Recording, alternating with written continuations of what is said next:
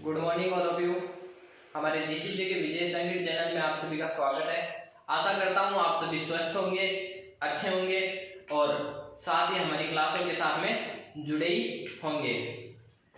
जो हमारी पिछली क्लास का टॉपिक था वो थे प्रेजेंट टेंस और पास्ट टेंस, उनके बारे में पढ़ चुके थे। जो आज का हमारा टॉपिक है वो है फ्यूचर टेंस।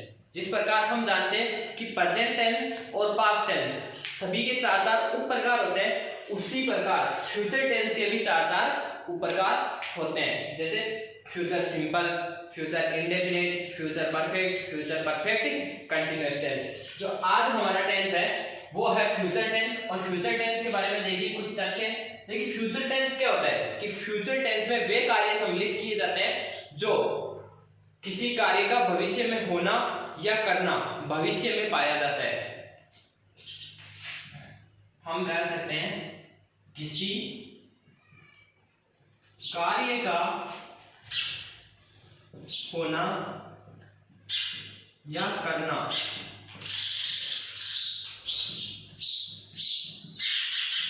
भविष्य में पाया जाए। वह कार्य जिसका होना या फिर करना भविष्य में पाया जाता है फ्यूचर टेंस में सम्मिलित होता है ये कार्य। और फ्यूचर टेंस की पहचान क्या होती है कि फ्यूचर टेंस वाक्य के अंत में गा, गे और गी। फ्यूचर टेंस में क्या होगा, वाक्य के अंत में गा, गे और गी ये होते हैं। अब देखिए फ्यूचर टेंस के चार प्रकार होते हैं। उनमें से पहला उप प्रकार है फ्यूचर सिंपल। फ्यूचर सिंपल, आइए हम देखते हैं फ्यूचर सिंपल के बारे में। तो फ्यूचर सिंपल सबसे पहला उप प्रकार है। तो सबसे पहले इसकी पहचान देखिए। इसकी पहचान होती है हिंदी के वाक्यों के अंत में या फिर क्रिया के अंत में गा, गे, गी। क्रिया के अंत में क्या होगा, गा, गे, गी। जैसे वह पढ़ेगा, वह पढ़ेगी, हम खेलेंगे। इसी प्रकार वाक्य के अंत में गा, गे, गी। अब देखते हैं इसके स्ट्रक्चर के बारे में। तो स्ट्रक्चर के बारे में देखते हैं तो अफर्मेटिव जो सेंटेंस होता है, अफर्मेटिव सेंटेंस होता है यानी सकारात्मक वाक्य। वे वाक्य जिनमें नहीं हो, या इंग्लिश में हम बोलते हैं कि नॉट नहीं हो। तो अफर्मेटिव सेंटेंस के लिए इसका स्ट्रक्चर होता है सब्जेक्ट प्लस विल या सेल। सब्जेक्ट प्लस विल या सेल प्लस वर्ब की फर्स्ट फॉर्म और साथ में ऑब्जेक्ट। सबसे पहले सब्जेक्ट, फिर उसके बाद में विल या shall, helping verb, main verb की फर्स्ट फॉर्म और ऑब्जेक्ट। अब देखिए विल और सेल का प्रयोग कहां होता है और कैसे होता है। विल का प्रयोग देखने से पहले आपको देखना पड़ेगा सेल का प्रयोग। अब देखिए सेल का प्रयोग है वो बहुत ही रोचक है। कैसे है वो कि आई और वी, आई और वी इनके साथ में सेल का प्रयोग किया जाता है। इनके साथ में सेल का प्रयोग किया जाता है और शेष सभी कर्ता होते हैं।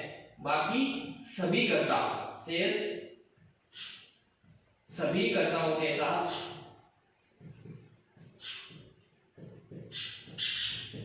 किसका प्रयोग किया जाता है, विल का प्रयोग।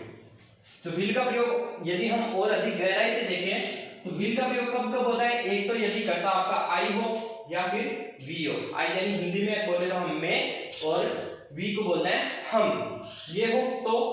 या फिर उनकी फॉर्मेशन, उनकी फॉर्मेशन मतलब जाऊं, उठूं, बैठूं, रोऊं, देखूं, लाऊं, है ना, इस तरीके से उनकी फॉर्मेशन के लिए। और एक जो सेल होता है वो एक मॉडल वर्ब भी होती है। तो सेल का प्रयोग मॉडल वर्ब के भी रूप में होता है। किसके रूप में, मॉडल वर्ब। मॉडल वर्ब के भी रूप में किसका प्रयोग होता है, सेडल का, सेल का। और जो सेल होता है वो निश्चितता का भाव देता है, निश्चितता। यानी यदि हम कह सकते हैं कि सेल जिसके साथ में हम प्रयोग कर रहे हैं वहां पे निश्चितता होगी। जैसे कि आई शैल गो देयर, मैं वहां जाऊंगा, तो ये क्या होगी, निश्चितता होगी कि वह वहां पे जाएगा। ठीक है। तो ये तो है अफर्मेटिव सेंटेंस के लिए। अब देखते हैं नेगेटिव सेंटेंस के लिए। नेगेटिव सेंटेंस के लिए तो हमें पता है नेगेटिव सेंटेंस होते हैं, उनमें क्या होता है, अफर्मेटिव सेंटेंस है उनमें तो नोट नहीं होता है, लेकिन नेगेटिव सेंटेंस होते हैं उनमें क्या होता है, नोट होता है। और इनको हिंदी में क्या बोलते हैं, नकारात्मक वाक्य। तो इसका स्ट्रक्चर होगा सब्जेक्ट प्लस विल या सेल। और हमें पता है कि जो नेगेटिव सेंटेंस होते हैं वो हेल्पिंग वर्ब के साथ में क्या जोड़ता है, नोट जुड़ता है। तो प्लस नोट वर्ब की फर्स्ट फॉर्म और उसके बाद में ऑब्जेक्ट। तो नेगेटिव सेंटेंस के लिए स्ट्रक्चर क्या होता है, सब्जेक्ट प्लस विल या shall plus not plus main verb की फर्स्ट फॉर्म साथ में ऑब्जेक्ट। और अब हम देखते हैं इनके बारे में एग्जांपल्स। अब देखते हैं जो फ्यूचर सिंपल होता है उसके एग्जांपल्स। तो देखिए फ्यूचर सिंपल का स्ट्रक्चर क्या होता है, हमें पता है फ्यूचर सिंपल का स्ट्रक्चर होता है सब्जेक्ट प्लस विल या फिर shall plus V1 main verb की फर्स्ट फॉर्म प्लस ऑब्जेक्ट। ये हमारा होता है स्ट्रक्चर। यदि नेगेटिव सेंटेंस के लिए देखें तो यहाँ पे क्या मिलेगा हमें, विल सेल के बाद में क्या जुड़ा हुआ मिलेगा, नोट, है ना। तो सेल का प्रयोग होता है आई और वी के साथ, विल का प्रयोग होता है शेष सभी के साथ। सेल का प्रयोग होता है आई और वी कर्ता के साथ, और सभी बाकी सभी शेष बचे कर्ता होते हैं उनके साथ में विल का प्रयोग किया जाता है। ठीक है, तो अब हमारे एग्जांपल्स देखते हैं। एग्जांपल नंबर 1, सबसे सिंपल एग्जांपल ले रहा हूं, राम खेलेगा। अब देखिए आप हिंदी से इंग्लिश में कोई भी सेंटेंस को या वाक्य को ट्रांसलेट कर रहे हो तो सबसे पहले उसकी पहचान कीजिए। तो इसमें क्या पहचान मिल रही है आपको, क्या पता चल रहा है, राम खेलेगा, यानी कि जो क्रिया है वो अभी पूरी नहीं हुई है, यानी राम खेलेगा, आने वाले समय में खेलेगा। तो ये किस टेंस का है, फ्यूचर टेंस का। और फ्यूचर में भी किस टेंस का है, खेलेगा। तो हमें पीछे पीछे क्या मिल रहा है, गा। जिन वाक्यों में या जिन क्रियाओं में गा गे गी ये मिले तो वो कौन सा टेंस होता है, फ्यूचर सिंपल टेंस होता है। तो ये किससे बनेगा, फ्यूचर सिंपल। तो फ्यूचर सिंपल का स्ट्रक्चर हमारे पास है। तो सबसे पहले लिखते हैं हम क्या, सब्जेक्ट, राम सब्जेक्ट, फिर उसके बाद में विल या सेल। तो हमें पता है जो सेल का प्रयोग होता है वो आई और वी के साथ होता है। सेल का प्रयोग होता है वो आई और वी के साथ होता है, बाकी सभी कर्ताओं के साथ किसका प्रयोग होगा, विल का। तो यहाँ पे क्या है, आई और वी तो है नहीं, तो क्या होगा, राम विल प्ले। खेलना को बोलते हैं हम प्ले, राम विल प्ले। जैसे दूसरा एग्जांपल ले रहा हूं, वह तुम्हारी मदद करेगा। देखिए सबसे पहले इस सेंटेंस की पहचान कीजिए, वह तुम्हारी मदद करेगा, यानी फ्यूचर का सेंटेंस है। और पीछे पीछे क्या मिल रहा है आपको, गा। ठीक है, तो गा गे गी किस सेंटेंस में होते हैं, फ्यूचर सिंपल में। तो इसको बनाइए। सबसे पहले हमें क्या लिखना है, सब्जेक्ट। तो यहाँ पे सब्जेक्ट क्या है, ही। ठीक है, और ही के साथ में अब हेल्पिंग वर्ब क्या आएगी, विल आएगी या फिर सेल। तो ही के साथ में हेल्पिंग वर्ब आएगी विल, क्योंकि जो सेल का प्रयोग होता है वो होता है आई और वी के साथ, आई और वी के साथ। फिर मेन वर्ब, तो मेन वर्ब का प्रयोग मदद, तो मदद को हम बोलते हैं help, he will help you, वह तुम्हारी मदद करेगा। तीसरा सेंटेंस हम लेते हैं, मैं कल तुमको एक कलम दूंगा। मैं कल तुमको एक कलम दूंगा। तो यहाँ पे पीछे पीछे क्या मिला आपको, गा। और गा गेगी फ्यूचर सिंपल की पहचान होती है। तो अब देखिए इस सेंटेंस को बनाते हैं। हमें लिखना है SHMO यानी subject, helping verb, main verb और ऑब्जेक्ट। इनके हिसाब से चलना है। तो सबसे पहले सब्जेक्ट, तो यहाँ पे सब्जेक्ट क्या है? आई। और आई के साथ में किसका प्रयोग होता है? हमें पता है आई और वी के साथ में किसका प्रयोग होता है? सेल का प्रयोग। तो आई सेल। फिर उसके बाद में मेन वर्ब यानी क्रिया। तो क्रिया यहाँ पे क्या है? देना, एक कलम को देना या एक पेन को देना। I shall give. अब जो बाकी बचा वो I shall give you a pen. I shall give you a pen. तो यहाँ पे आई के साथ में किसका प्रयोग हो रहा है? सेल का प्रयोग हो रहा है। अब देखिए कि जो फ्यूचर सिंपल होता है उसका प्रयोग कहाँ होता है? Uses of future simple. जो फ्यूचर सिंपल टेंस है उसका प्रयोग कहाँ होता है? तो हमने पिछली क्लास में एक पढ़ा था रूल कि जहां पे कंडीशनल सेंटेंस होते हैं उसका जो टाइप फर्स्ट होता है उसमें मैंने आपको बताया था कि वहां पे फ्यूचर सिंपल और प्रेजेंट सिंपल इन दोनों का प्रयोग एक साथ किया जाता है। तो देखिए एक बार वो रूल दोबारा।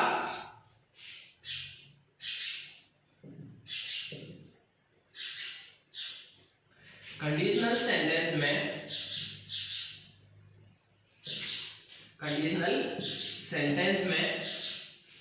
प्रिंसिपल क्लाउज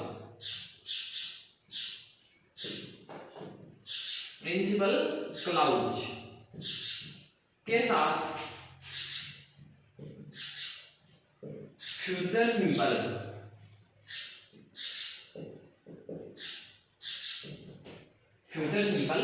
का प्रयोग किया जाता है।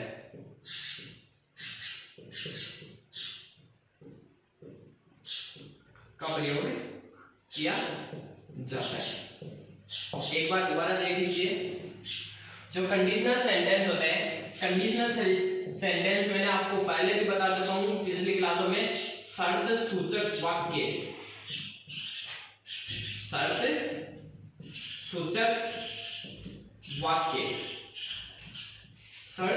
वाक्य, जिनमें दो सेंटेंस होते हैं। दो सेंटेंस क्या होते हैं? एक तो होता है प्रिंसिपल क्लाउज यानी मुख्य, और एक होता है सबऑर्डिनेट।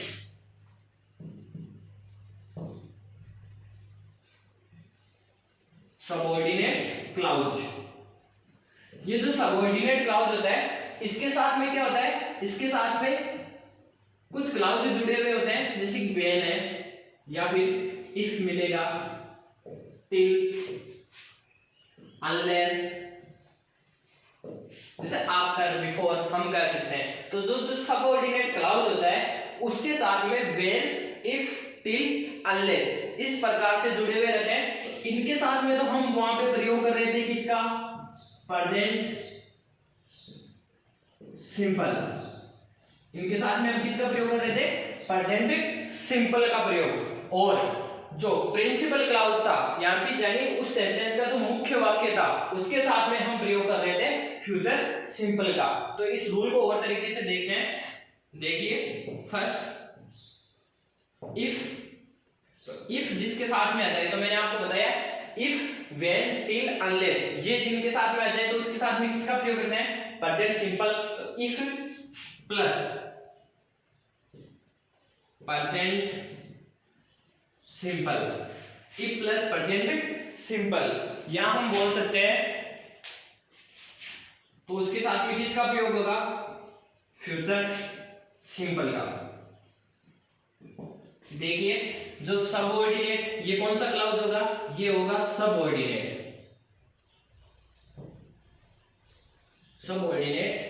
क्लाउज। और सबऑर्डिनेट क्लाउज के साथ में किसका होगा? प्रेजेंट सिंपल टेंस का प्रयोग होगा। और प्रेजेंट सिंपल टेंस मतलब मेन वर्ब की फर्स्ट फॉर्म साथ में एस या ईएस, प्लस के अंदर क्या होगा? एस या ईएस, इसका प्रयोग होना है। और जो दूसरा सेंटेंस होगा वो किसके साथ में प्रयोग होता है? प्रिंसिपल क्लाउज, यानी कि जो मुख्य वाक्य होता है उनके साथ में होता है। और प्रिंसिपल क्लाउज के साथ में फ्यूचर सिंपल का होगा तो किसका प्रयोग होना है? विल या सेल। और विल और सेल के साथ में मेन वर्ब की कौन सी फॉर्म यूज में ली जाती है? V1। विल और सेल के साथ में मेन वर्ब की कौन सी फॉर्म ली जाती है? V1। दूसरा देखें तो किसी भी सेंटेंस में हो सकता है कि फ्यूचर सिंपल पहले आ जाए किसी भी सेंटेंस में, और ये इफ या फिर सबऑर्डिनेट क्लाउज ये सेंटेंस के बाद में मिले, तो ये ऐसे भी हो सकता है कि पहले हो फ्यूचर सिंपल, पहले फ्यूचर सिंपल तो बाद में क्या मिलेगा हमें, if plus present simple.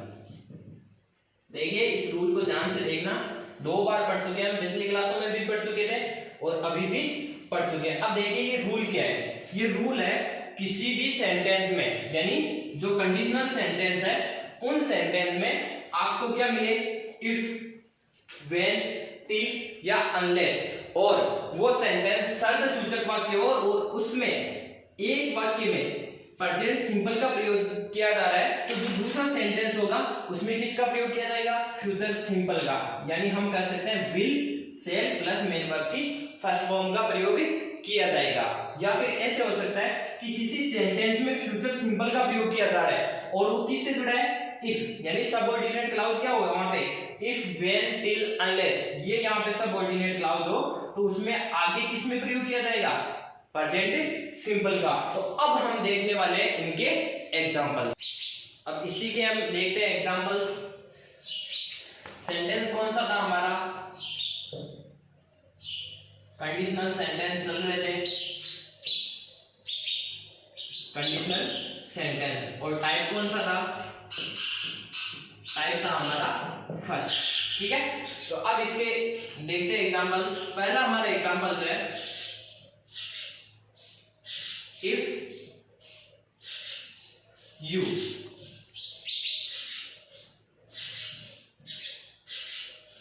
run fast, if you run fast, you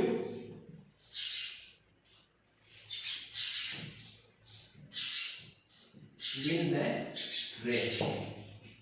देखिए पहला सेंटेंस हमारा है इफ यू रन फास्ट। हमें सेंटेंस में क्या मिल रहा है, इफ मिल रहा है, यानी ये कौन सा है हमारा, सबऑर्डिनेट क्लाउज। कौन सा क्लाउज है ये, सब ऑर्डिनेट क्लाउज। ठीक है, और आगे हमें दे रखा है यू द रेस, और इसमें आपको करना है win.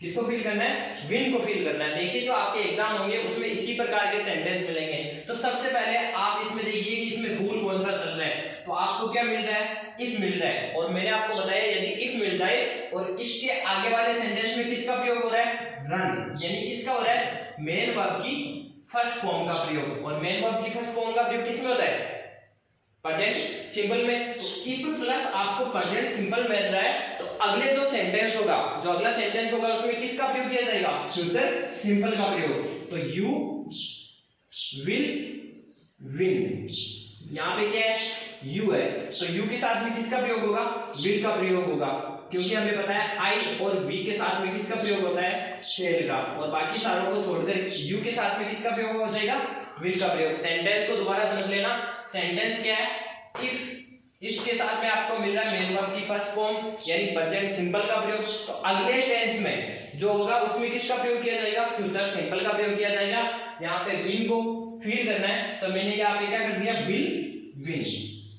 If you run fast, यदि तुम तेज दौड़ोगे, you will win the race, तो तुम रेस जीत जाओगे। देखिए दूसरा एग्जांपल, व्हेन इट, यहां पे रेन को फील करना है,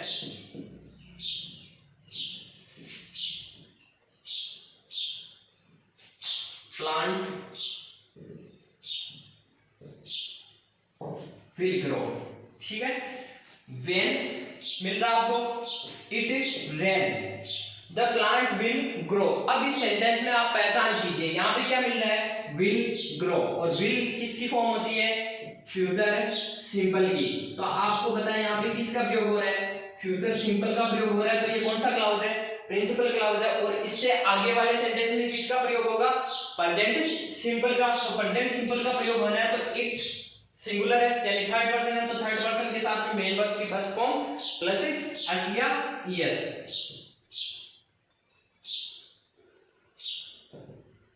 रेन्स।